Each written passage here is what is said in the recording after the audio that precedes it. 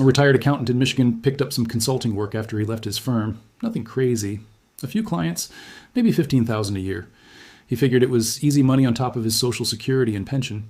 He did not change anything about how he filed his taxes. He did not make estimated payments. He did not file a Schedule C. He did not pay self-employment tax. He treated the consulting income the same way he treated his pension. Money that showed up and got reported once a year on his tax return. The IRS disagreed. He owed $4,200 in back taxes, self-employment tax, and underpayment penalties on $15,000 in side income. And the worst part is that the consulting income also pushed his provisional income above $34,000, which meant 85% of his Social Security became taxable for the first time. The side income did not just get taxed itself. It triggered taxes on money he was already receiving. That is the mistake. And millions of retirees are making it right now. This video is for educational purposes only and is not tax or financial advice. Consult a qualified tax professional before making any decisions about your specific situation. My name is Kevin Retires. Every week I break down the tax rules, the financial traps, and the strategies that protect retirees from the things nobody else is explaining. If that sounds like something you need, hit the subscribe button right now and turn on notifications so you never miss a video. Here is what the IRS expects from you the moment you earn a single dollar of side income in retirement. And almost none of it is obvious. The first thing you need to understand is that the IRS does not care that you are retired. The self-employment tax rules apply no matter how old you are and even if you are already receiving Social Security or Medicare. That is a direct quote from the IRS website. If you earn $400 or more in net self-employment income in a year, you owe self-employment tax, period. Age is irrelevant. Retirement status is irrelevant. Self-employment tax is 15.3%. That covers 12.4% for Social Security and 2.9% for Medicare. When you had an employer, they paid half of that and you paid the other half. Now you pay both halves. The tax is calculated on 92.35% of your net earnings. For 2026, the Social Security portion applies to the first $184,500 of combined wages and self-employment income. There is no cap on the Medicare portion. Let me put real numbers on this. Say you earn $20,000 in net consulting income. Your self-employment tax is $20,000 times 92.35% times 15.3%. That equals $2,826. On top of that, you owe federal income tax on the consulting income at your regular rate. If you are in the 22% bracket, that is another $4,400. Total additional tax from $20,000 in side income, over $7,200. Most retirees do not see that coming. Now here is mistake number one. Not making estimated tax payments. When you had a job, your employer withheld taxes from every paycheck. That system is gone. If you have side income in retirement, the IRS expects you to pay taxes on it throughout the year through quarterly estimated payments. The deadlines are April 15th, June 15th, September 15th, and January 15th. If you do not make estimated payments and you owe more than $1,000 when you file, the IRS charges an underpayment penalty. For the first quarter of 2026, the penalty rate is 7%. Compounded daily. For the second quarter, it dropped to 6%. These rates change quarterly. The fix is simple. Go to irs.gov/payments and set up quarterly payments. Use the safe harbor rule. If you pay 100% of last year's total tax liability through withholding and estimated payments, you will not be penalized no matter what. 110% if your income was above $150,000. Mistake number two, not filing Schedule C. If you do freelance work, consulting, tutoring, handyman jobs, sell things online, drive for a rideshare company, or earn money from any self-employed activity, you must report that income on Schedule C, profit or loss from business. This is true even if you do not receive a 1099, even if the client paid you in cash, even if it was just a few $1,000s. The IRS considers you a business the moment you earn money from self-employment. Schedule C is also where you deduct your business expenses. Home office. Mileage at 72.5 cents per mile for 2026. Supplies. Software.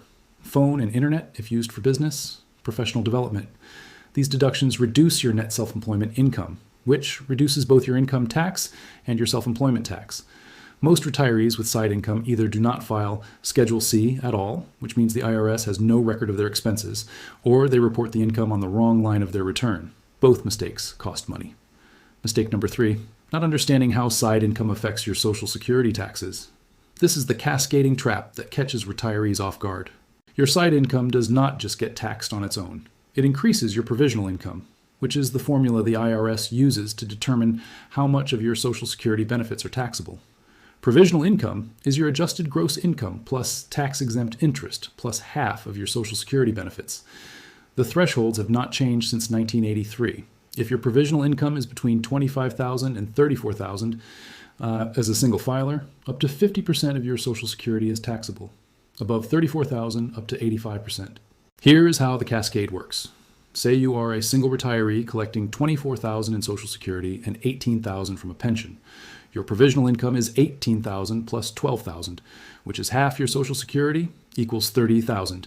You are in the 50% zone, manageable. Now you pick up a consulting gig that nets you $10,000 a year. Your provisional income jumps to $40,000. You just crossed the $34,000 threshold. Now up to 85% of your Social Security is taxable. That $10,000 in side income did not just cost you tax on the $10,000. It triggered an additional $2,000 to $3,000 in taxes on your Social Security that was not being taxed before. Every dollar of side income can cost you more than $1 in taxes because of this stacking effect. The effective marginal tax rate for retirees in this income range can be 30 to 50% when you account for the Social Security taxation cascade, plus self-employment tax, plus regular income tax. Mistake number 4, not knowing about the Social Security earnings test. If you are collecting Social Security before your full retirement age and you earn money from work, there is a separate penalty. In 2026, if you are under full retirement age for the entire year, you can earn up to $24,480 without any impact on your Social Security benefits.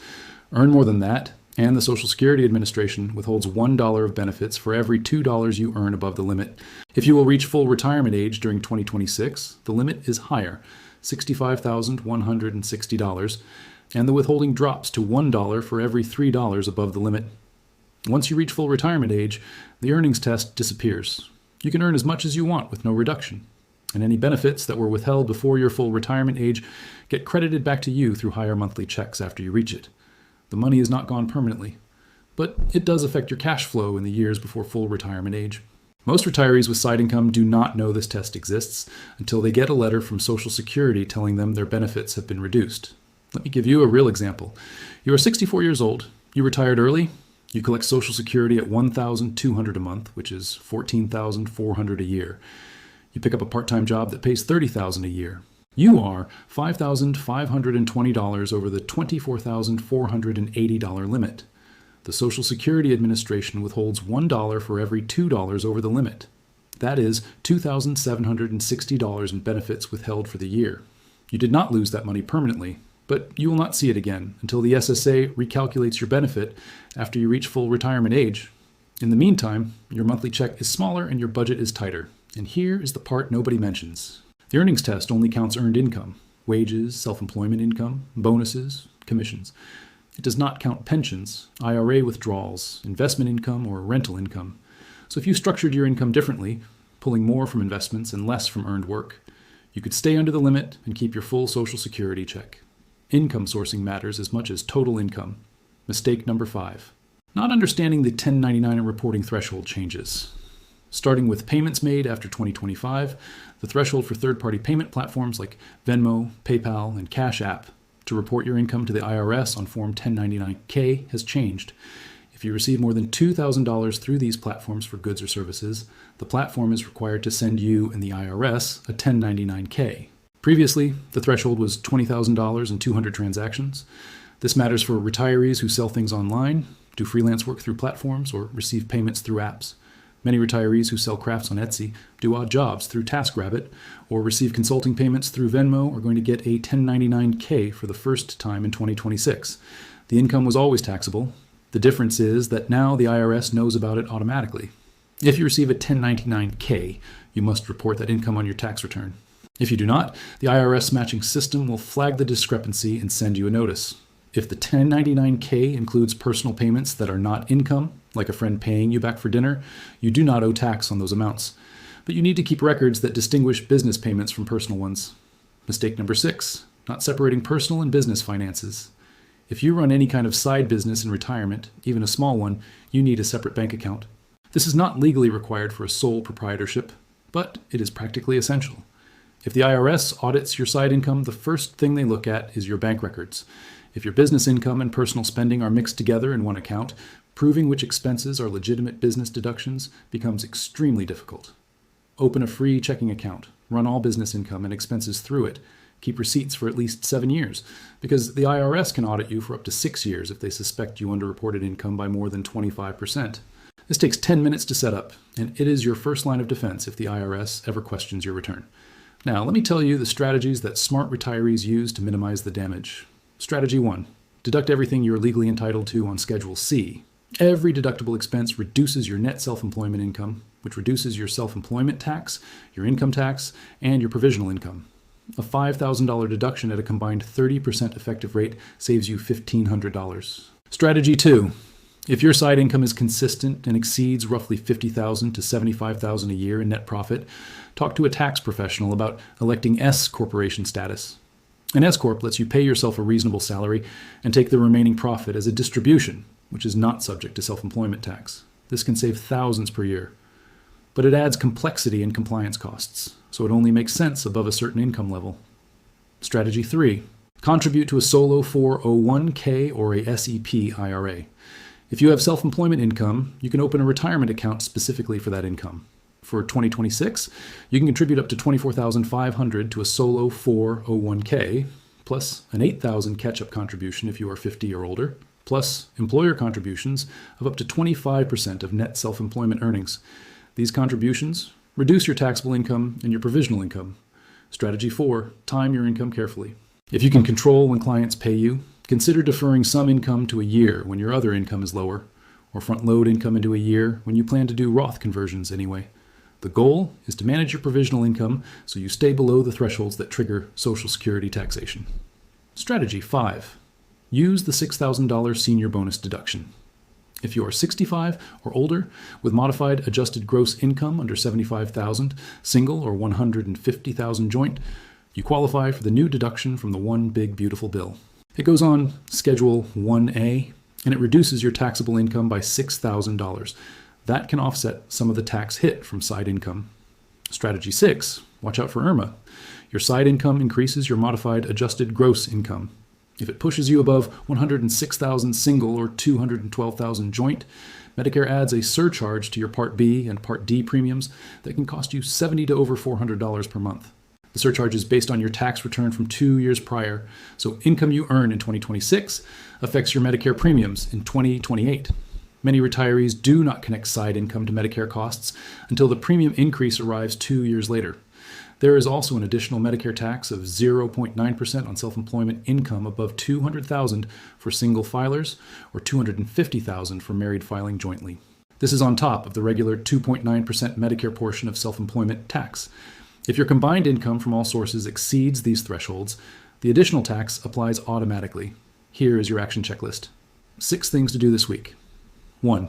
If you have any side income, set up quarterly estimated tax payments at irs.gov/payments before the next deadline. 2. File Schedule C with your tax return. Report all self-employment income and deduct every legitimate business expense. 3. Calculate your provisional income, including your side income. If you are above $25,000 single or $32,000 joint, part of your Social Security is being taxed because of your side income. 4. If you are under full retirement age and collecting Social Security, check whether your earned income exceeds $24,480. If it does, expect a benefit reduction. 5. Open a separate bank account for your side business. Run all business income and expenses through it. Keep receipts for 7 years. 6. Talk to a tax professional about whether an S-Corp election or a solo 401k makes sense for your situation. These strategies can save thousands, but they require professional guidance to set up correctly. 7. Check whether your side income will trigger IRMA surcharges on your Medicare premiums 2 years from now. If it will, consider strategies to reduce your modified adjusted gross income, such as retirement account contributions or timing your income differently. The IRS does not care that you are retired. The moment you earn $400 in self-employment income, you are a business in their eyes. The rules apply, the penalties apply, the self-employment tax applies, and the cascading effect on your Social Security taxes applies. The retirees who keep the most money are not the ones who earn the least. They are the ones who understand the rules and plan around them. This is Kevin Retires. If this video helped you, hit the like button right now. It takes 1 second and it helps this video reach more retirees who need to hear it. If you're not subscribed yet, hit subscribe and turn on the bell so you do not miss the next one. If you know a retiree who does any kind of side work, consulting, freelancing, tutoring, selling online, anything, send them this video. One mistake on their tax return could cost them thousands. Drop a comment. Do you have side income in retirement? What are you doing about the taxes? I read every single one, and the most common situations become future videos. I will see you in the next one.